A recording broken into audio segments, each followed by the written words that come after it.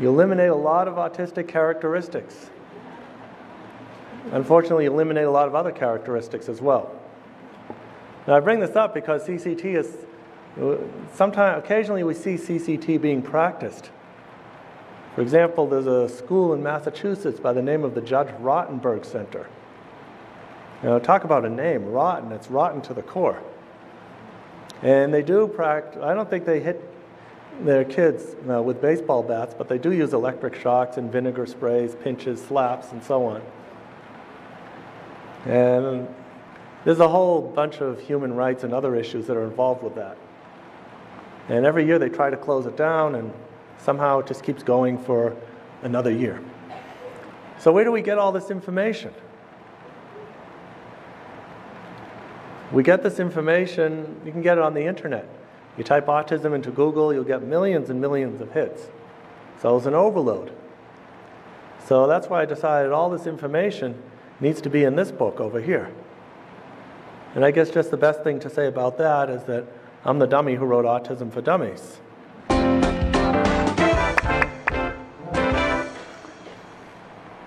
Hi, this is Dr. Sean Benzinger with our book review of Understanding Autism for Dummies by Stephen Shore, M.A.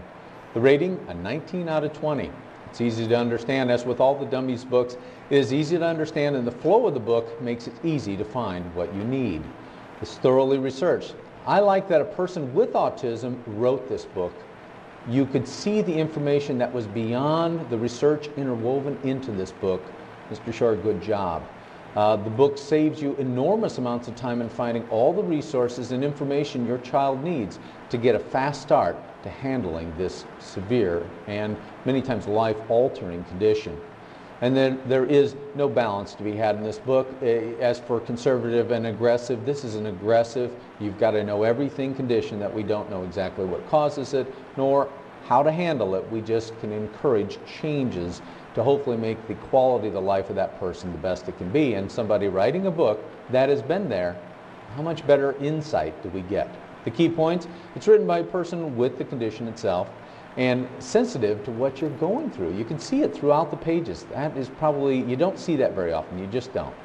The resources give you years of life-saving information and hassle-free, and the information is up to date. So the book is a 5, 5, 5, and a 4 in rating, and the overall score is a 19 out of 20. This is a don't miss this information for this condition. And if you've got friends that have children with autism, great book to review so you understand what they're going through and possibly how you can assist without stepping on toes. We'll look for you next time on secondopinion.org. This is Dr. Sean Benzinger, and may God bless.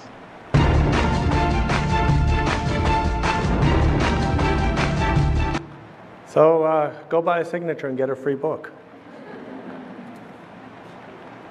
So applied behavior analysis, what does it look like? Because we can talk about these approaches all day, but you really need to see what they look like to get into them.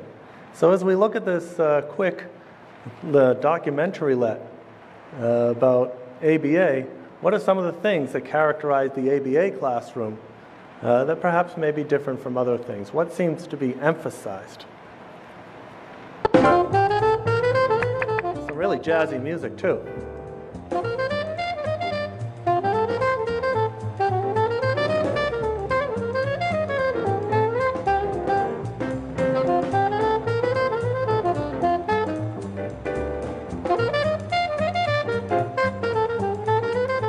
Applied behavior analysis. ABA stands for Applied Behavior Analysis. The goal of ABA is to teach children the skills that they need to learn from their environment. Basically, it's identifying specific behaviors and modifying them and keeping data on them so that you can tell what is changing. Well, let's count. 1, 2, 3. Who's in school today? Who's in school today? Who's in school today? Who's in school When you begin an ABA program, you assess the child and you identify different skills that you want to work on. A very important part of an ABA program is figuring out what's reinforcing to the child. So you would use a reinforcement assessment to determine what's going to motivate the child to learn. The more powerful the reinforcement, the more rapid learning will occur. I try and stay away from food reinforcement. I use computer. Most of my children love computer and they'll work for computer. They'll do anything for computer. I have one student who works for the piano. I have one student who works for puzzles. Well, he works for puzzle pieces. So as we're working, every couple of answers that he gets right, I give him a puzzle piece, and then when the puzzle is filled up, he can go and play with it. It really depends on the child. I have one kid that loves high fives. So, yeah, something as simple as that you could, it's more natural. Hey, turn the page. I saw a yellow dog looking at me. Yellow dog. I keep data during one-to-one work and during their workstations. With 6 students, it's really difficult for just me and one paraprofessional to keep data on everything. I try and target specific skills that the students need during group activities and work on that individually. Let's see, today is number 19. Up. Find number 19. Tuesday. Find number 19. Monday. Find number 19. There's number 19. I'm concerned about what's going on at home. How can we teach your child things that are, that's going to make his or her life easier at home. Every week we take a trip to the supermarket. It's a very important trip because a lot of the parents in my class say that they can't go to the supermarket. They can't take their child to the supermarket because they pull everything off the shelves. They are running up and down the aisles. They don't know how to behave. This is a really significant thing to a parent. They need to be able to take their children out in the community and feel comfortable.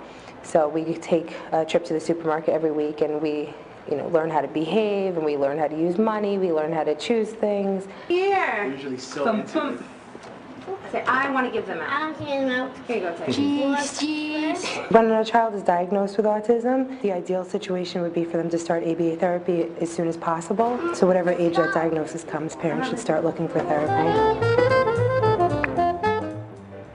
An awful lot of cute kids here.